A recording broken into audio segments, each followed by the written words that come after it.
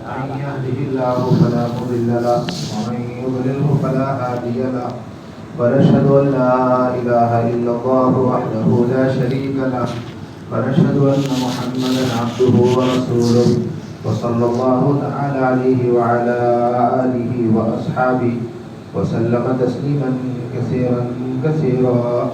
أما بعد فأعوذ بالله من الشيطان الرجيم. بسم الله الرحمن الرحيم. وما آتاكم الرسول فخذوه وما نهاكم عنه فانتهوا واتقوا الله إن الله شديد العقاب. صدق الله العظيم. وقال رسول الله صلى الله عليه وسلم لعن الله على النائحة والمستمعة أو كما قال. محترم عزیزوں بزرگوں اور دوستوں، جیسے ہم سب واقف ہیں، آج یوم عاشورہ ہے، 10 محرم ہے. اس کی شرعی حیثیت یہ ہے کہ اسے روزہ رکھا جائے، اور دوسری مخصوص فضیلت اس دن کی یہ ہے کہ اپنے گھر والوں پر وسعت کی جائے، خرچ وغیرہ. یہ دو احکامات آج کے دن سے متعلق ہیں. ایک روزے کا اہتمام ہو، اور نفل روزہ ہے. رمضان کے بعد سب سے اہمیت اگر کسی روزے کی ہے تو عاشورہ کا روزہ ہے. اور فضیلت کے اعتبار سے گھر والوں پر عام دنوں کے خرچ کے مقابلے میں کچھ وسعت اختیار کر لی جائے. یہ دو احکامات آج کے دن کے متعلق ہیں. ان دو سے ہٹ کر جتنی چیزیں معاشرے میں آج بنائی جا رہی، لوگ کر رہے ہیں، چاہے کوئی گروہ کر رہا ہو، کوئی جماعت کر رہی ہو، آج کے دن میں ان دو چیزوں سے ہٹ کر جتنے کام ہوں گے وہ خلاف شرع ہوں. اس کا دین سے، اللہ کے نبی سے اور ان کی شریعت سے کوئی تعلق نہیں ہوگا. یہ وہ چیزیں ہیں جو بعد میں وجود میں آئی ہیں، اور ان چیزوں سے بچنا اپنے متعلقین کو، گھر والوں کو، محلے والوں کو بچانا ضروری ہے. میرے محترم بزرگوں دوستوں، جیسے پچھلے جمعہ بتایا گیا تھا کہ اس دن ایک بڑا واقعہ جو ہوا ہے وہ حضرت حسین رضی اللہ عنہ کی شہادت کا واقعہ ہوا. اور جہاں تک شہادتوں کا تعلق ہے، جتنے بڑے تقریباً اس امت کے اندر شہداء کا بڑا درجہ ہے اور بڑے لوگ شہید ہوئے. خود حضرت عمر رضی اللہ عنہ شہید ہوئے، حضرت عثمان رضی اللہ عنہ شہید ہوئے، حضرت علی رضی اللہ عنہ شہید ہوئے. تو شہداء میں یہ بڑے بڑے احباب بھی ہیں. ظاہر سی بات ہے حضرت عمر رضی اللہ عنہ درجے کے اعتبار سے کوئی کم نہیں، بلکہ مسلمانوں کی اکثریت کا اس پر اتفاق ہے کہ انبیاء کے بعد عام لوگوں میں جو نبی نہ ہوں، ان میں سب سے بڑا جو درجہ ہے وہ ابو بکر صدیق رضی اللہ عنہ، اور ان کے بعد حضرت عمر رضی اللہ عنہ. تو حضرت عمر رضی اللہ عنہ بڑے درجے کے صحابی ہیں اور بڑے کارنامے ہیں، امت پر ان کے بڑے احسانات ہیں. اللہ کے نبی کی بڑی صحبت پائی، اور اللہ کے نبی صلی اللہ علیہ وسلم یہ فرماتے تھے کہ عمر فتنوں کا دروازہ ہے، یعنی جب تک عمر زندہ ہے فتنے نہیں آ سکتے. تو حضرت عثمان رضی اللہ عنہ یہ بھی خلیفہ راشد ہیں، 12 سال کے قریب انہوں نے خلافت کی ہے. ان کے بھی خلافت کے زمانے میں بہت سے علاقے اسلام میں داخل ہوئے.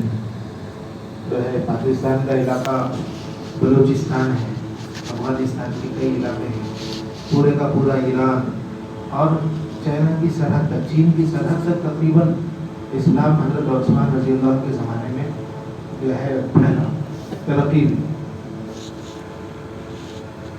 اب آپ دیکھیں گے محرم کے زمانے میں جیسے محرم شروع ہوتا ہے، کچھ لوگ اپنا ڈریس بدل لیتے ہیں، لباس بدل لیتے ہیں. سال بھر تو نظر نہیں آتے، پتہ نہیں کہاں رہتے ہیں، کدھر جاتے ہیں، کون سی عبادتیں کرتے ہیں. لیکن محرم کا مہینہ ہوتا ہے تو نظر آ جاتے ہیں اپنے مخصوص لباس کے ساتھ، اور مخصوص رنگ کا لباس ہے، کالا لباس پہنتے ہیں، پاؤں میں چپل نہیں پہنتے. اور یہ حضرت اپنے آپ کو شیعہ کہتے ہیں. اور دنیا یہ سمجھتی ہے کہ اسلام کے دو پارٹ ہیں، دو حصے ہیں.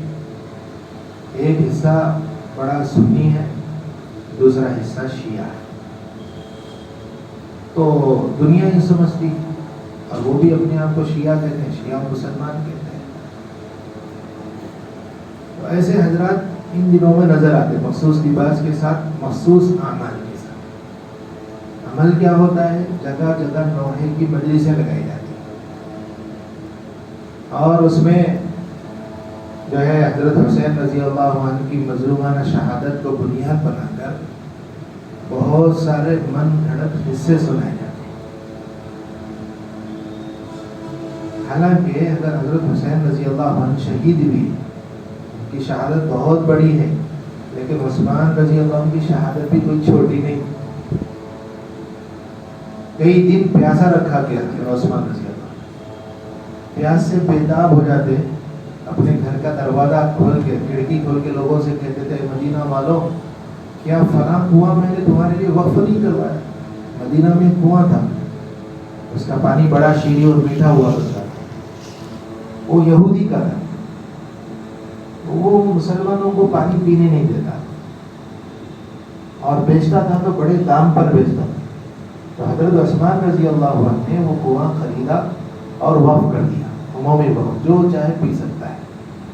تو حضرت عثمان فرمایا کرتے تھے کہ مدینہ والوں، کیا تمہیں پتہ نہیں ہے کہ وہ کنواں میں نے خریدا ہے، میں نے وقف کیا ہے، آج مجھے کیا اس کنویں سے ایک گھونٹ پانی نہیں مل سکتا؟ پوچھتے تھے مدینہ والوں. 40 دن قید رکھا گیا عثمان رضی اللہ عنہ. تو ان کی شہادت بھی کوئی چھوٹی شہادت نہیں تھی. اگر نوحے کیے جاتے نا تو ان کی شہادت پر بھی نوحے کیے جانا چاہیے. تو نوحے کی مجلسیں لگائی جاتی ہیں، الٹے سیدھے قصے، ان میں سے کچھ سچ ہیں، کچھ من گھڑت ہیں، اضافہ کر کے وہ اہل بیت کی عورتوں کے واقعات لے کر اس کی اونی اتاری گئی، اس کا برقع چھینا گیا، اور فلاں فلاں. اکثر اس میں سے جھوٹے قصے ہیں جو ان کے اپنے کھڑے ہوئے ہیں. تاریخی اگر اس کی تحقیق کی جائے تو سچے نہیں. حسین رضی اللہ عنہ کی شہادت سچی ہے، ان کے ساتھ ایک بڑا مجمع اہل بیت کا شہید ہوا، وہ سچا ہے. اس کے ساتھ ساتھ میں جذبات کو ابھارنے کے لیے کچھ قصے سنائے جاتے ہیں، وہ تقریباً جھوٹ پر مبنی قصے ہوتے ہیں. تو 8-10 دن یہ مجلسیں چلتی ہیں. پھر کیا ہوتا ہے؟ 10 محرم کو علم اٹھایا جاتا ہے. عقیدہ یہ ہوتا ہے کہ اس علم میں حضرت حسین رضی اللہ عنہ کی روح سرایت کر جاتی ہے، اس پر ڈنڈیاں باندھی جاتی ہیں. ہر ایک اپنی اپنی مرادیں لیتا ہے، اس کے اوپر جا کر ان کو باندھ دیتا ہے کہ میری یہ مراد پوری ہو جائے. پھر اس کو پورے بستی میں چلایا جاتا ہے، اور پھر ایک مخصوص جگہ لے جا کر اس کو ٹھنڈا کر دیا جاتا ہے، پانی ڈال کر یا جلا کر، پتہ نہیں کیا اس کا منتہا ہوتا ہے. تو اب یہ جو ایک جو ہے علم کا جو روپ پیش کیا جا رہا ہے، بولتے ہیں حضرت حسین رضی اللہ عنہ کی روح اس میں سے ہے. اب یہ ساری چیزیں اگر آپ دیکھیں تو اسلام تو بڑا صاف ستھرا دین ہے. اسلام میں اس کی گنجائش تو دور کی بات ہے، کسی بھی عقل مند کے پاس اس کی گنجائش نہیں ہو سکتی. کوئی آدمی کسی بھی مذہب سے تعلق رکھتا ہو، تھوڑی بھی عقل رکھتا ہو نا، تو اس کا تصور ہی نہیں کر سکتا. اب ایک علم تھوڑی بیٹھتا ہوگا دنیا میں، ہزاروں لاکھوں علم بیٹھتے ہیں. کس علم میں حضرت حسین کی روح سرایت کرتی ہے، اور کیوں سرایت کرتی ہے؟ شہید تو ہزاروں لوگ شہید ہیں، کیا ان کی روحیں نہیں آتی سال میں ایک مرتبہ واپس؟ صرف حضرت حسین کی روح واپس آنے کی کیا خاص بات ہے؟ نوحے کی مجلسیں لگائی جاتی، 10-12 دن کا یہ عمل کر کے یہ پیش کیا جاتا ہے کہ ہم سچے عاشقین اہل بیت ہیں. اس دوران ذکر و اذکار کی مجلس ہے، اور ذکر بھی کس کا ہونا چاہیے؟ اللہ کا ذکر ہونا چاہیے. اللہ کے ذکر کے بجائے یا حسین یا حسین، بھائی حسین کوئی خدا تھوڑی ہے. یا محمد کا ذکر امت نہیں کرتی ہے. ہم کبھی تسبیح کرتے ہیں کہ یا محمد یا محمد؟ کوئی نہیں کرتا، نہ ہم کرتے نہ وہ کرتے ہیں. جو باضابطہ نبی ہیں، جن کی نبوت طے ہے، مسلم ہے، سب مانتے ہیں، ان کا ذکر نہیں ہوتا. یا ابراہیم ذکر نہیں ہوتا، یا عیسیٰ یا موسیٰ ذکر نہیں ہوتا ہے، یا حسین کی جو ہے تسبیح رٹ لگائی جاتی ہے. اور یوں تصور کیا جاتا ہے، یوں کہا جاتا ہے کہ یہ جو مجلس منعقد ہوتی ہیں یہ مجلس عبادت، نماز اور روزے سے افضل ہیں. اس کے من گھڑت فضائل سنائے جاتے ہیں. ایک طرف یہ چیز ہے، اور دوسری طرف 10 محرم کا ایک عمل روزہ، اور اگر کوئی آدمی وسعت والا ہے تو گھر والوں پر وسعت کر دے. ایک دوسرا عمل 10 محرم کا ہی ہے. پھر بہت الحمدللہ اللہ کا احسان ہے، ایک بڑا طبقہ آئے دن توبہ کرتا جا رہا ہے. ابھی ایسے تماشے روڈوں پر نظر نہیں آ رہے، ورنہ آج سے 10-20 سال پہلے روڈوں پر تماشے نظر آتے کہ پانی پلایا جاتا راستے روک روک کر. حالانکہ کئی اس میں سے روزے دار ہوتے ہیں، زبردستی پانی پلایا جاتا ہے جیسے قربانی کے بکرے کو پلایا جاتا ہے. حالانکہ قربانی کے بکرے کو بھی زبردستی پلانا نہیں چاہیے. آپ حضرات کو ایک مسئلہ بتا دو. اس ضمن میں بہت سارے لوگ کیا کرتے ہیں، جانور ذبح کرنے سے پہلے اس کا منہ کھول کے پانی ڈال دیتے ہیں اس کے اندر. بھائی یہ کوئی حکم نہیں ہے شریعت کا، لوگوں کی بناوٹ ہے. زبردستی پانی ڈالنے سے آپ کو معلوم ہے پانی منہ میں نہیں ناک میں بھی جاتا ہے، اور اس سے الٹا جانور کو تکلیف ہوتی ہے. پیاسی حالت میں ذبح نہ کرے، اس کا مطلب یہ نہیں یہ ہے کہ جانور کئی دن سے پیا نہیں ہے، آپ نے جب ذبح کا ارادہ کیا پکڑ لیا ذبح کر دیا، بلکہ اس جانور کے پاس پانی چارہ رکھا ہوا ہو تاکہ اس کو پیاس اگر لگ رہی ہو تو اپنی مرضی سے پانی پی لیتا ہو. یہ ہے جانور کو پیاسا نہیں رکھنے کا وقت. لوگ کیا کرتے ہیں، مرغی بھی کاٹتے ہیں نا تو زبردستی یا تو اس کی منڈی پکڑ کے پانی میں ڈبا دیتے کہ پینا ہی پینا ہے اسے، یا اس کی چونچ کھول کر زبردستی پانی ڈالتے ہیں. تو راستوں میں زبردستی پانی پلایا جاتا تھا مخصوص قسم کا. تصور یہ تھا کہ حضرت حسین رضی اللہ عنہ پیاسے شہید ہوئے ہیں. تو ارے بھائی یہ اس بات کی علامت ہے کہ حضرت حسین روزہ تھے، آپ کو چاہیے تھا کہ آپ بھی روزہ رکھتے. وہ جنگ میں عاشورہ کا روزہ نہیں چھوڑے اور آپ مزے میں رہ کر عاشورہ کا روزہ چھوڑ دیتے. اگر وہ پیاسے تھے تو ان کی اتباع کی جائے نا، پیاسا رہنے میں، روزہ رہنے میں. نہ یہ کہ وہ پیاسے تھے اس لیے لوگوں کو پانی پلاؤ. پیاسے تو حضرت عثمان بھی تھے کئی دن سے، عثمان کی شہادت پر بھی پانی پلایا جاتا. شہیدوں پر نوحہ کرنا ہے تو حسین کے ابا بھی تو شہید ہوئے نا. کبھی آپ نے سنا ہے کہ حضرت علی رضی اللہ عنہ کی شہادت پر نوحے لوگ کرتے ہو؟ ظاہر سی بات ہے درجے میں تو ابا ہی بڑے ہیں، خلیفہ راشد بھی ہیں، نبی کے داماد بھی ہیں، لیکن یہ کیا بات ہے کہ ابا کا نوحہ نہیں بیٹے کا نوحہ. تو ضرور اس کے پیچھے کچھ نہ کچھ ایسے محرکات ہیں جس نے ان چیزوں کو وجود دیا ہے. تو وہ اثر جو ہے بات سامنے لائی. اس کا وجود مذہب شیعیت کا مسلک نہیں، مذہب ہے. یہ مسلک کہتے ہیں کہ ایک ہی مذہب کی شاخوں کو، یہ مذہب نہیں ہے، مسلک نہیں ہے، مذہب ہے. یہ ایک الگ سے نیا بنایا ہوا مذہب. یہود جو تھے وہ اللہ کے نبی صلی اللہ علیہ وسلم کا انتظار کیا کرتے، کیونکہ تورات اور انجیل میں اللہ کے نبی صلی اللہ علیہ وسلم کی بعثت کا تذکرہ تھا. چنانچہ بہت سارے یہود کا اصل جو مقام ہے وہ شام ہے، سیریا کے علاقے، بیت المقدس کے اطراف. وہاں سے ہجرت کر کے مدینہ طیبہ اس عنوان سے پہنچے تھے کہ وہ جو نبی آنے والے ہیں جن کا ذکر تورات میں ہے، انجیل میں ہے، ان کا علاقہ چونکہ مدینہ ہونے والا ہے تو وہاں اس لیے ہجرت کر کے گئے تھے کہ ان کی اولاد میں سے وہ نبی آ جائے.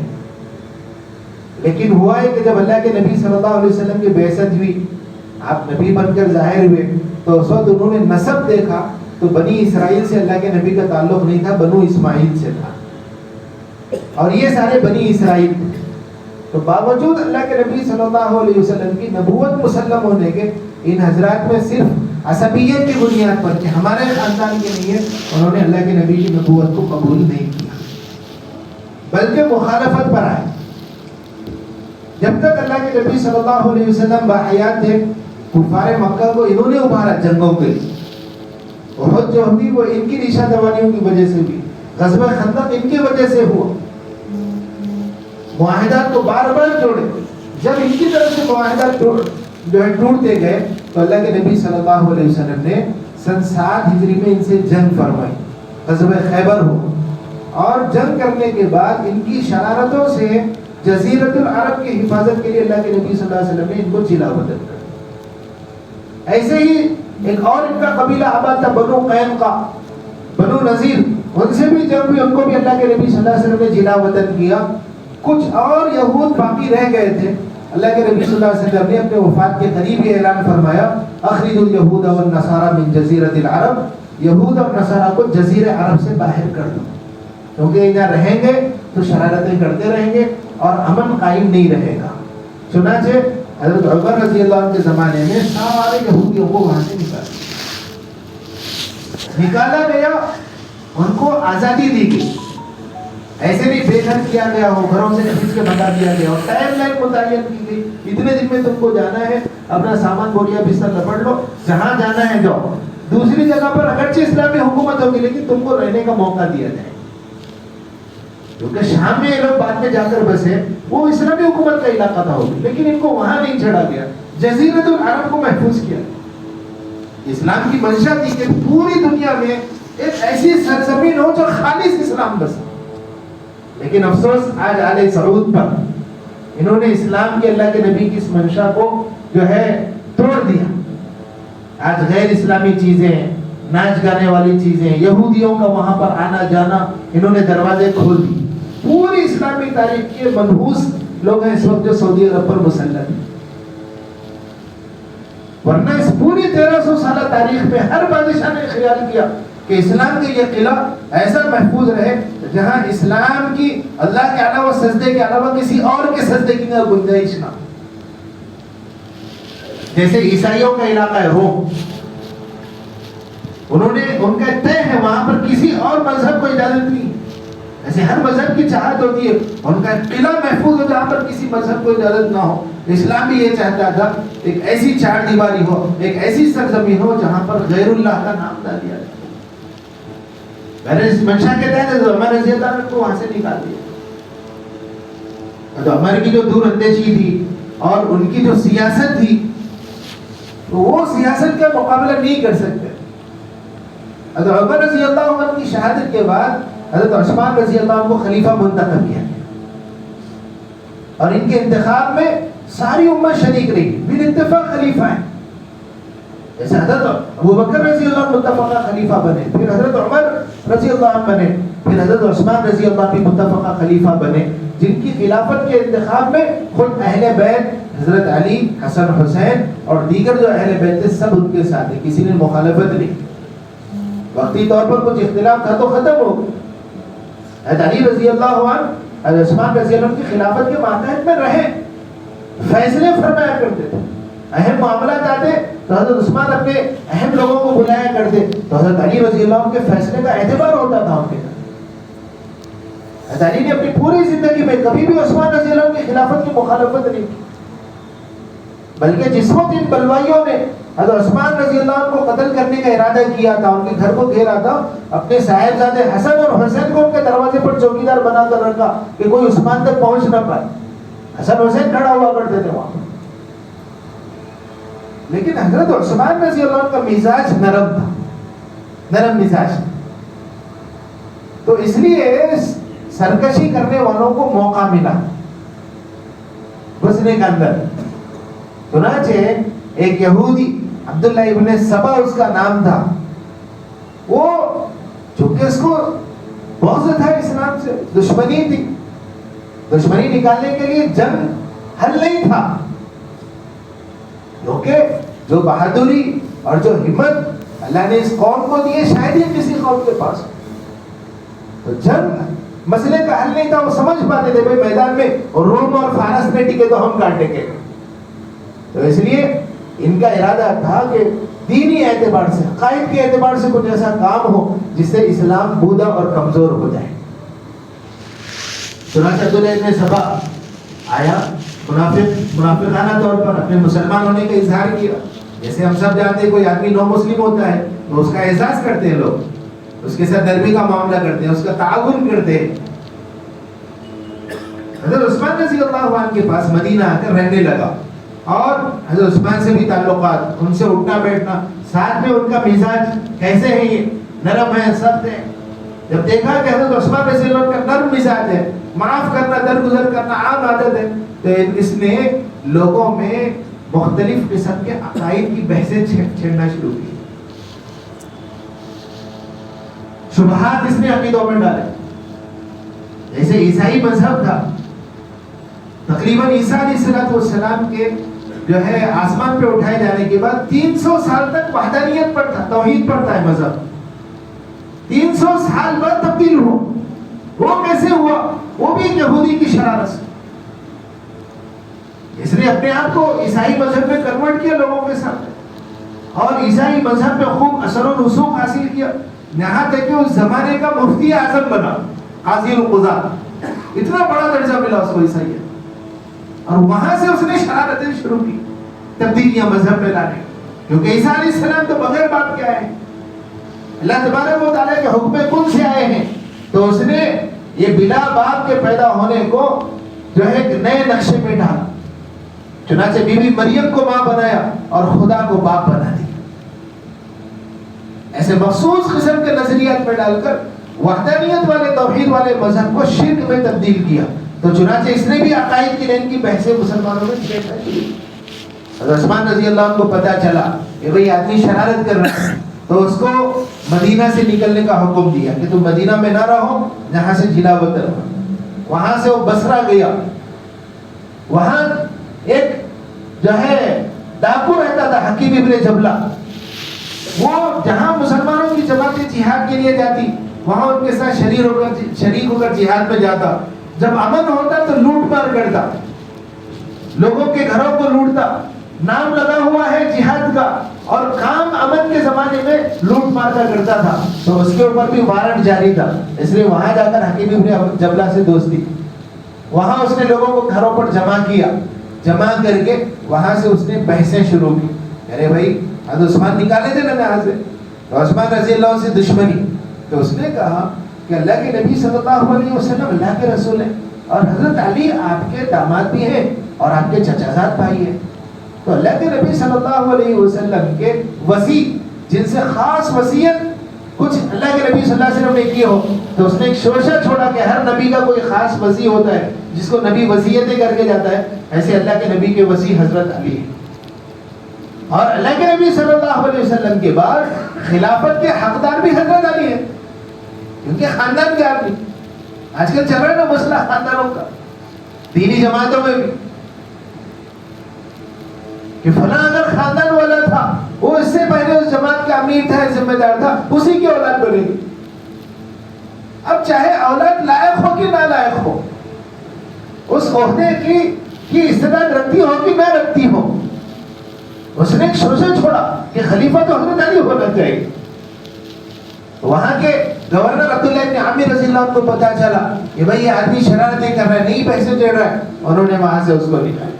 تو وہاں سے کوفہ گیا.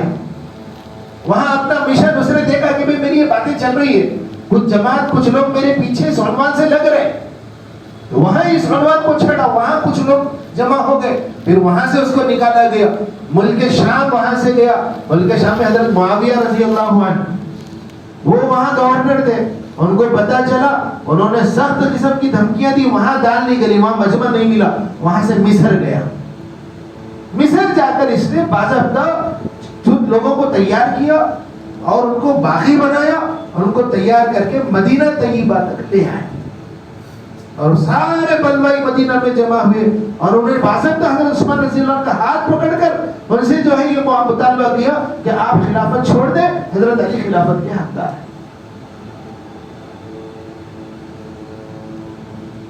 تو چنانچہ حضرت عثمان رضی اللہ عنہ تو متفقہ خلیفہ تھے، منتخب تھے. وہ کوئی مدعی نہیں تھے کہ خود ہی خلیفہ بن گئے ہو اور خود ہی اعلان کر دیا ہو کہ میں تم سب کا امیر ہوں. وہ تو باضابطہ طے کیے گئے. اس زمانے کے ارباب حل وقت جن کے اختیار ہوتا ہے، جو شورائی حیثیت رکھتے ہیں، انہوں نے طے کیا تھا حضرت عثمان رضی اللہ. اللہ کے نبی نے فرمایا بھی تھا کہ عثمان، اللہ تبارک و تعالیٰ نے تمہیں جو خلعت دی، اللہ خلعت دیں گے، یعنی وہ لباس خلافت کا اس کو لوگ چھیننے کی کوشش کریں گے، تم اپنی طرف سے اتارنا نہیں. اللہ کے نبی کا فرمان تھا. چنانچہ حضرت عثمان رضی اللہ عنہ نے مانا نہیں. لوگ آتے جو حضرت عثمان رضی اللہ عنہ کے ساتھ جو مسلمان تھے، وہ حضرت عثمان سے فرماتے امیر المومنین جا دیں بلوائیوں سے ہم جنگ کریں گے، انہیں مار بھگائیں گے. حضرت عثمان کہتے ہیں نہیں، میری وجہ سے امت میں تلوار آپس میں چلے، میری وجہ سے آپس میں جھگڑے، میں یہ نہیں چاہتا. اس شہر کا تقدس بھی میں پامال کرنا نہیں چاہتا کہ اللہ کے نبی کا یہ شہر ہے. اور میں نہیں چاہتا کہ کل کو یہ منحوس دھبا میرے سر لگے کہ عثمان کی وجہ سے امت نے آپس میں تلوار چلائی. کیسے اخلاص، کیسی الہیت، کیسی امت سے محبت کا جذبہ. لیکن جب نفسانیت غالب آتی ہے، جب مال نظر آتا ہے، دنیا کا عہدہ نظر آتا ہے نا، امت آپس میں لڑے، قتل ہو جائے، گریبان پکڑ لے، مسجدیں ویران ہو جائے، آدمی عہدہ چھوڑنے کو تیار نہیں ہوتا. حالانکہ وہ کوئی منتخب بھی نہیں ہے، اس کا تعلق نہ خلافت راشدہ سے ہے، وہ ایک اسلامی جماعت کا، ایک اسلامی تحریک کا بنا ہوا مدعی ذمہ دار بنتا ہے، لیکن وہ چھوڑنے کو تیار نہیں ہوتا، اس لیے کہ مخلص نہیں ہے وہ. ورنہ عثمان جیسا خلیفۃ الرسول، اگر دلائل کی روشنی میں دیکھا جائے تو حضرت عثمان کو جنگ کرنا جائز تھا، بلکہ باغیوں کو قتل کرنے کا اللہ کے نبی کا حکم ہے، قرآنی آیتیں ہیں. تو اسلامی حکومت کے خلاف بغاوت کریں، ان سے جنگ کی جائے. کہ عثمان رضی اللہ عنہ کی شرافت طبعی تھی، وہ تیار نہیں ہوئے، ظلم سہتے رہے، پیاس اور بھوک کو برداشت کرتے رہے. ساری فوج ایک حکم کے انتظار میں تھی، لیکن حضرت عثمان رضی اللہ نے حکم نہیں دیا. یہاں تک کہ سخت پیاس کی حالت میں کئی دن کے فاقے کے بعد قرآن تلاوت کرتے ہوئے حضرت عثمان رضی اللہ عنہ نے شہادت کا گھونٹ پی لیا. اللہ کے نبی صلی اللہ علیہ وسلم کا فرمان ہے کہ ایک مرتبہ میری امت کی تلوار بیان سے نکلے گی تو پھر آخرت تک، قیامت تک اندر نہیں جائے گی. چنانچہ وہ دن تھا جس میں جو ہے تلوار چلی، حضرت عثمان رضی اللہ عنہ شہید ہوئے، اور وہاں سے فتنے شروع ہو گئے. امت کا شیرازہ بکھر گیا. کلمے پر جو امت جمع تھی اللہ اور اس کے رسول کی نسبت پر، وہاں سے فرقہ واریت کا وجود اسلام میں شروع ہوا. عثمان رضی اللہ عنہ کی شہادت کے بعد کئی دن تک افراتفری رہی. یہ جو باغی تھے وہ حضرت علی رضی اللہ عنہ کے پاس جاتے، بار بار کہتے کہ آپ خلیفہ ہو جائے. تو حضرت علی رضی اللہ عنہ فرماتے کہ تم جیسے لٹیرے اور باقی آ کر یوں کہیں کہ میں امیر بن جاؤں، ایسا امیر بننے والا نہیں ہوں. جب تک کہ جتنے اصحاب بدر اس وقت زندہ ہیں وہ سارے آئے اور وہ مجھے امیر منتخب کرے تو اس وقت میں امارت کو قبول کروں گا، ہمارے کہنے سے نہیں. بہرحال دوستو، حضرت علی رضی اللہ عنہ جب خلیفہ بنے تو چونکہ قتل کا معاملہ ہو چکا تھا، جنگیں ہو چکی تھی، تو وہاں سے سب سے پہلے جو ہے فرقے وجود میں آئے. حضرت علی رضی اللہ عنہ کے بارے میں دو جماعتیں وجود میں ہیں. ایک جماعت تھی جو ہے خوارج کی، جو حضرت علی رضی اللہ عنہ کو کافر تک کہتے ہیں. ان کے خلاف انہوں نے جنگ کی، یہاں تک کہ ان کا نام ہی خوارج رکھا گیا کہ اسلام سے انہوں نے دائرہ برقرار کر لیا. ایک دوسری جماعت وہ تھی جو حضرت علی رضی اللہ عنہ سے محبت کرنے لگے، اور محبت کے اظہار میں جتنا ان کا درجہ تھا اس سے بڑھانا شروع کر دیا. ایک درجہ یوں بڑھایا بعض لوگوں نے کہ یہ اللہ کے نبی صلی اللہ علیہ وسلم کے بعد بلا کسی خلل کے، بلا کسی فاصلے کے خلیفہ ہے. جیسے شیعوں کی اذانوں میں آپ نے سنا ہوگا وہ خلیفۃ رسول اللہ بلا فصل ہے، اذان میں یہ نعرہ لگاتے ہیں کہ بلا فصل خلیفہ کے قائل تھے. دوسرا گروہ وہ تھا جو حضرت علی رضی اللہ عنہ کو اللہ کے نبی صلی اللہ علیہ وسلم کے بعد ختم نبوت کا انکار کر کے نبی کا درجہ دیتا تھا. اور ایک گروہ مزید آگے قدم بڑھ کر یہ ہوا کہ حضرت علی رضی اللہ عنہ کو خدائی صفات کا حامل مانتا تھا. اس لیے خود حضرت علی رضی اللہ عنہ نے فرمایا میرے سلسلے میں، حدیث پاک کا خلاصہ ہے، اللہ کے نبی نے حضرت علی کو مخاطب کر کے فرمایا تھا تمہارے سلسلے میں دو جماعتیں ہلاکت میں جائیں گی. ایک وہ ہوں گی جو تم سے بغض و عداوت کریں گی، اور دوسری وہ جو تم سے محبت کرنے میں غلو کریں گی.